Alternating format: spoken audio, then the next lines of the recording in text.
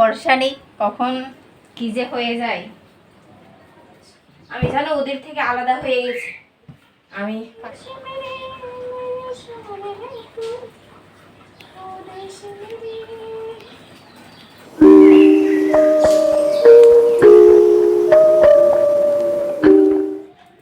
কিছু কিছু কাজ সকাল সকাল যদি কেউ শুরু করে দেয় কি যে ভালো লাগে। আজকে আমার দুশ্চিন্তা শেষ সারাদিনের।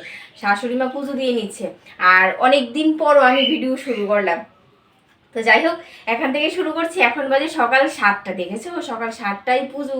আমিও মাঝে মধ্যে দিই, তবে ভালো ভালো, মনটা শান্তি। সারাদিনের আমার চিন্তা করতে হবে না ঠাকুর ঘর নিয়ে। Hello everyone, good morning. আমি কৃষ্ণা। কেমন আছো গো বন্ধুরা? তোমাদেরকে অনেক অনেক স্বাগতম জানাই। আশা করি সবাই ভালো আছো, ভালো তো থাকতেই হবে। তো যাই হোক, এখন বাজে সকাল 7টা। আজকের ব্লগটা আমি এখান থেকে শুরু করছি। আমি একটা নতুন শাড়ি পরেছি, কিরকম হয়েছে তোমরা কমেন্ট করে জানিয়ে। এই শাড়িটা না আমার বর আমাকে কিনে দিয়েছে। আরেকটা শাড়িও কিনেছি, আমার ভালো লাগে বাটি প্রিন্টের শাড়িগুলি। আর তোমরা দেখবে আমি বেশিরভাগই বাটি প্রিন্টের শাড়ি পরতে ভালোবাসি। দেখো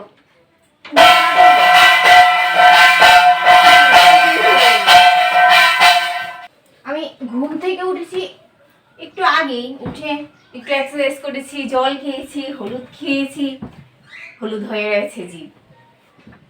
আর ওরা এই মাত্র উঠলো, এখন বিছানাটা তুলে তারপর চাটা করবো। বাইরে খুব সুন্দর রোদ্র উঠেছে আর হাওয়াও দিচ্ছে। আজকে জানো ছেলের টিচার বাড়ি ছিল, কিন্তু ও যায়নি, হোমওয়ার্ক করিনি তার জন্য ভয়ে।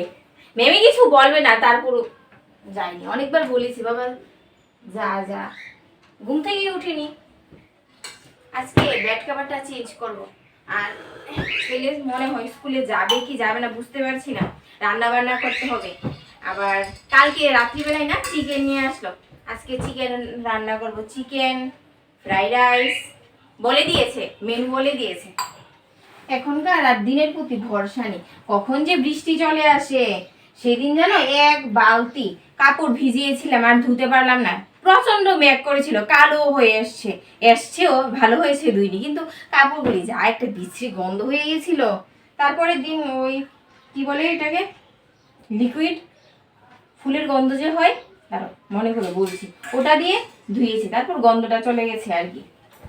আজকে বিছানায় যে শুবে সেই কমফোর্টের গন্ধ পাবে, খুব সুন্দর গন্ধ এই কমফোর্টটা, ভালো লাগে। কিন্তু আমার বর যেন পছন্দ করে না, বেশি উগ্র গন্ধ বলে এই কমফোর্টটাকে। সাদা সাদা কালা কালা বন্ধু আমার মন পাগলা, বসন্তকালে বন্ধু বন্ধু কালা পাখি। আর এখানে দেখো 2টা বালিশ। আমি জানো ওদের থেকে আলাদা হয়ে গেছি। আমি পাশের ঘরে ঘুমাই, ওরা বাবা ছেলে এখানে ঘুমায়। ওদের নাকি গরম লাগে, তাই আমাকে আলাদা করে দিয়েছে। রাত্রি 1টা কি 2টা পর্যন্ত মোবাইল দেখি, তারপর দিনের বেলা ওই ঘুমটাকে পূর্ণ করে নিই। বর যখন বাড়িতে থাকে না, কাজ বাজ শেষ করে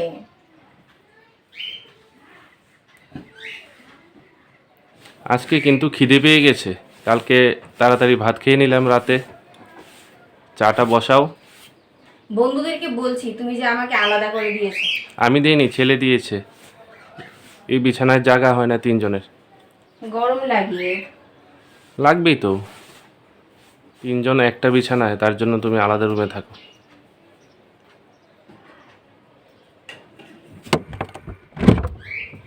চা বসিয়ে দিয়েছি। ও কি ঠান্ডা! এই কাজ বাজ শেষ করার পর ফ্রিজের সামনে আসলে একটু সময় দাঁড়াতে ইচ্ছা করে, ভাল লাগে। আর এই দেখো কালকে রাত্রিবেলা এনেছিল বরফ, ডিপ ফ্রিজ থেকে সকালবেলায় বের করে তারপর নিচে রেখেছিলাম।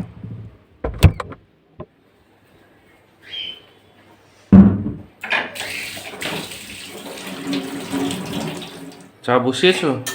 হয়ে গেছে চা। মুড়ি ভাজা? তেল দাওনি? দিয়েছি অল্প। এই তুমি শাশুড়ি মায়ের মতো এত নজরদারি করো না, না। আমি দেখছি প্রধানমন্ত্রী মোদিজির কথা তুমি অক্ষরে অক্ষরে পালন করছো, তেলই ব্যবহার করছো না। এতটাও কম ব্যবহার করতে বলিনি। না দিয়েছি, মুড়ির মধ্যে এত তেল লাগে না তো। আর এদিকে জানলাটা লাগিয়ে রেখেছি, হাওয়া দিচ্ছে, গ্যাস নিভে যাবে তার জন্য। মার চা দিয়ে আসলাম। আমি একটা ভুল কাজ করেছি। আবার কি করেছো? মুড়ি ভাজার মধ্যে সাদা তেল দিয়ে ভেজেছি। এটা ঠিক করেছো। হুম, এখন বলো, তোমার যে সংসারের প্রতি মন আছে আমি জানি, এখন তো বলবে না ক্যামেরার মধ্যে। আর আমার হচ্ছে চিনি ছাড়া লিকার চা, লাল চা। হ্যাঁ, সেটাই খাও। খেয়ে ভালো করে মাংসটা রান্না করো। কিন্তু একটা যে কথা কিন্তু পালন করলে পারতে, মাটির উনুনে রান্না করতে পারতে, আচ্ছা, তেল গ্যাস দেখি ছাড়া। করবো। এই তো, সবই তো দোষ। গ্যাসের বিল আসলে তোমার দোষ, কারেন্টের বিল আসলে তোমার দোষ। আর বলবো না, সকাল আর সকাল বলতে হবে না, চাটা খেয়ে নাও। বিস্কুট দিয়ে খাবো গো আমি, বন্ধুরা, টোস্ট বিস্কুট। এই মাংসের আস্তে গন্ধ আমার ভালো লাগে না, তার জন্য বেসিংয়ে ধুতে ইচ্ছেই করে না। এই দেখো, বরফ গলেছে এই মাত্র নিয়ে আসলাম। আর এদিকে আমি কি করলাম জানো, আলু পেঁয়াজ রসুন কাটতে কাটতে কতটা সময় চলে গেছে। ছেলেকে টিফিন দিয়ে এখন আসলাম। এই বলছি, মাংস বেশি ধুতে হবে না। তুমি পারো না সাবান সার্ফ দিয়ে ধুতে? কি যে বলো, মাংস না দিয়ে রান্না করবো? একবারে সাদা করে ফেলে তো কিছুই থাকে না মাংসের ভেতরে, আর ভিটামিন প্রোটিন সব চলে যায়।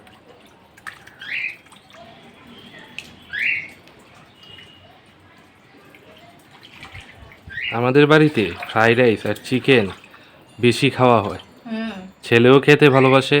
চিকেন আনলেই বলবে ফ্রাইড রাইস করো, আর না হলে রুটি করো। রুটি করো, এই দুইটা।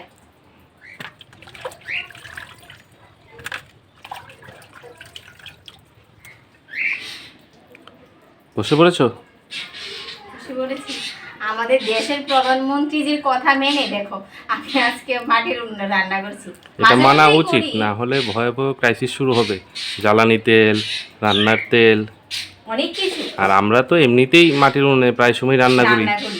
বিশেষ করে মাংস নিয়ে আসি, মাংস, মাটন, এগুলো ভালো কিছু রান্না করি আর কি। আর আলাদা আমি টেস্ট সবকিছু আসে, দিয়েই করি গো। খেতেও ভালো লাগে মাটির উনুনে রান্না। হ্যাঁ, তেল কিন্তু কম দিয়ে রান্না করবে। বোতল নিয়ে আসলাম, মা আবার বলবে। বলুক, খাবোই তো, মাসে 2 দিন কি 3 দিন। কৃষ্ণা, এই কৃষ্ণা, একটা পেয়ারা পেকে গেছে গো। ও, দারুণ হয়েছে। এটা তুলে নিও, সম্রাট খেতে পারবে। আরও অনেকগুলি আছে গাছে, এগুলি ছোট। আর বেকিং করে দিয়েছি পোকামাকড় যাতে ঢুকতে না পারে। শশাও আছে, হ্যাঁ, শশা দেখিয়েছি তো। অনেকগুলি হয়েছে কিন্তু। বৃষ্টি আসছে। এই যে দিনের প্রতি ভরসা করা যায় না, কখন যে মেঘ করে বৃষ্টি আসে।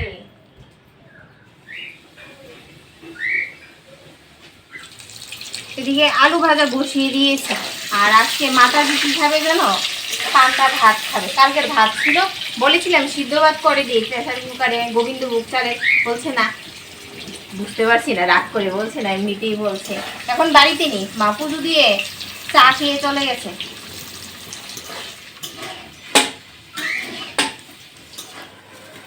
এই যে বৃষ্টির ফোঁটা শুরু হয়ে গেছে।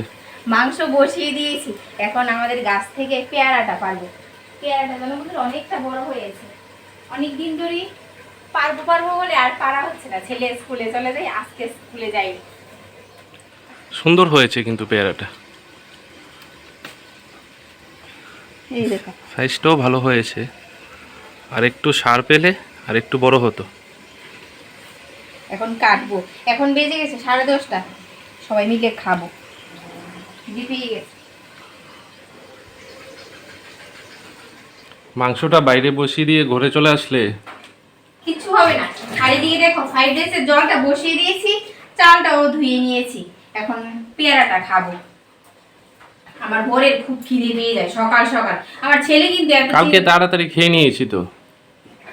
ছেলের জন্য এত চিন্তা হয় না। এই বড়টা বেশি ঝামেলা করে। আবার রোদ্দুর উঠে গেছে, গাছগুলি নেতিয়ে গেছে। কৃষ্ণা, জল দিতে হবে। পেয়ারাটা এখন খেয়ে, সময়ে সময়ে দিনও পরিবর্তন করে, একটু পর পর চেঞ্জ হয়ে যায়। হ্যাঁ, এখন আবহাওয়ার পরিবর্তন হচ্ছে তো। ভালো করে কষাও, এখনো তো কষানোই হয়নি। মাংস আর কি দেখাবো, সব বন্ধুরাই জানে 19 আর 20 একটু তফাৎ হয় আর কি। রান্নার, তাই না? বাবা কাঁচা রয়েছে গো, কাঁচা রয়েছে, কাটছে না তো। দেখো কেটে। কি কাঁচা? না, খাওয়া যাবে, বেশি পাকা আবার ভালো লাগে না। পেয়ারা মাখা করলে খুব ভালো হতো। ছেলেকে দাও, খেয়ে বাবা বলো। নিয়ে যা। আর ছোট করতে হবে না বাবা, খা, খেয়ে বল কিরকম হয়েছে। নিজের বাড়ির গাছের পেয়ারা কাঁচা রয়েছে, আরও কিছুদিন পর পারলে ঠিক হতো। দাও তো দেখি। না,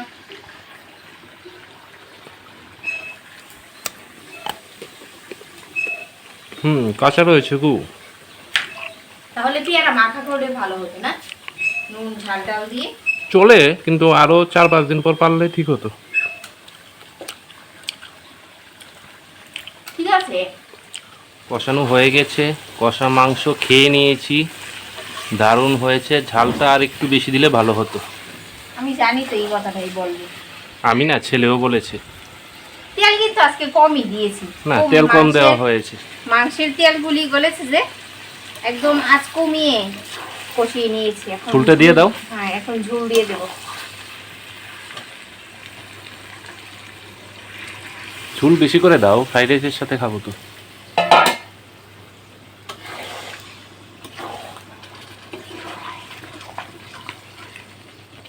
আর একটু ঝোল দাও।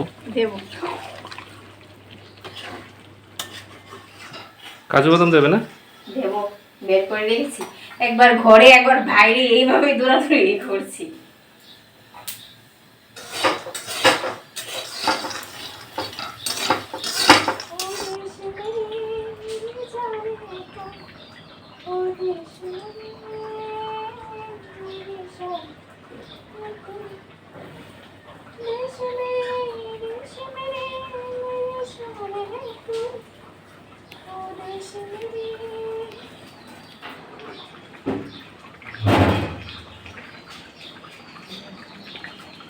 আসো, মাংস ফুটে গেছে।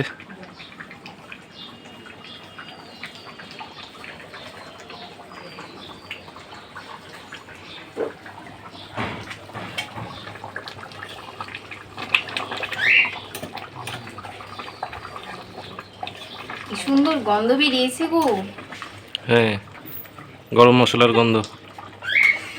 দারুণ বেরিয়েছে গন্ধ। মগ ভরে ভরে দিচ্ছ। হ্যাঁ, কিছু কিছু গাছের গোড়া কিন্তু ভিজে আছে। এদিকে নিয়ে আসলাম কুলু, বাদাম গুলি ঝাড়বো বলে।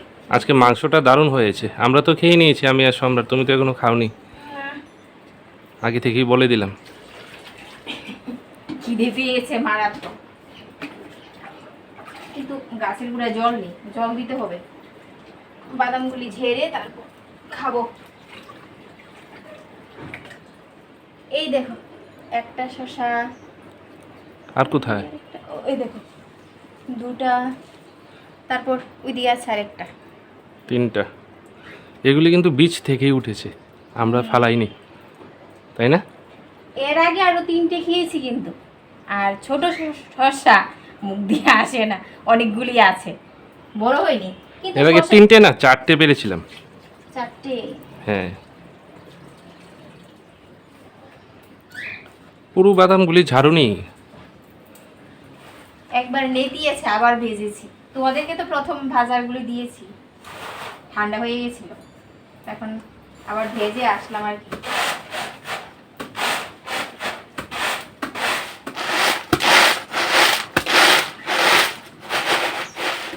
রোদ্দুরের কি তেজ দেখেছো? একটু আগে কিন্তু গুড়ি গুড়ি বৃষ্টি হয়ে গেল।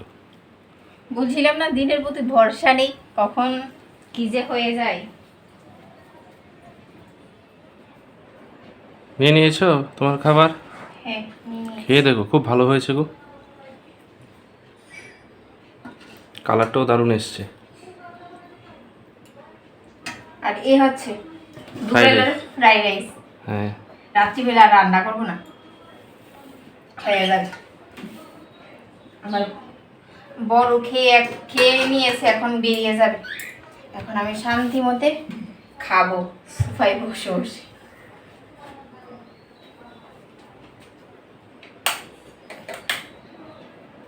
আমি বেরিয়ে গেলে কি করবে? চান করব, ঘুমাবো। হ্যাঁ সেটাই। তুমি আসবে সন্ধ্যার সময়, তারপর রিলস করব। ও রিলসও করবে? হুম। এরকম হয়েছে? সত্যি দারুণ। সত্যি আজকে মাংসটা ভালো হয়েছে, খুব সুন্দর হয়েছে। আর তো কোনো কাজে নেই, ঠাকুর মা দিয়ে দিয়েছে, খেয়ে দিয়ে রেস্ট করো আর ব্লগটা শেষ করে দাও। এখন বাজে দুপুর 12টা, একবারে সকাল আর দুপুরের খাবার এখন খেয়ে নিচ্ছি। তো চলো বন্ধুরা, আজকের ব্লগটা আমি এখানেই শেষ করছি। টাটা, খেতে খেতে।